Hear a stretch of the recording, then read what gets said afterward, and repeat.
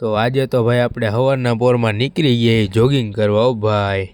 આ જોવો તો ખરા ખાલી આજુબાજુનો માહોલ, સવારનો માહોલ હો ભાઈ। તો ભાઈ આજુબાજુના ખેતર તો જોવો ખાલી, આ હે હું વાત છે, એક નંબર વાવેતર થઈ ગયા હો ભાઈ। તો ભાઈ હું માર બેન બે થોડો મીંડે, કેમ કે યાર થોડુંક શરીર તો ગરમ તો કરવું પડે ને। ગાઈસ કોક ખેતર એવા છે કે એમાં હજી વાવેતર જ નથી થયું। તો ભાઈ આ જો સવારના પોરમાં બાકી ઝાડવાનો ખાલી વ્યૂ આવે તમે જોવો, એક નંબર હો ભાઈ। તો હવે ભાઈ જોગિંગ કરીને આપણે વળી ગયા છીએ પાછા, અને આ જો ખાલી સુરત દાદાનો વ્યૂ કેવો સવારનો આવે યાર, મસ્તીનો આવે હો બાકી।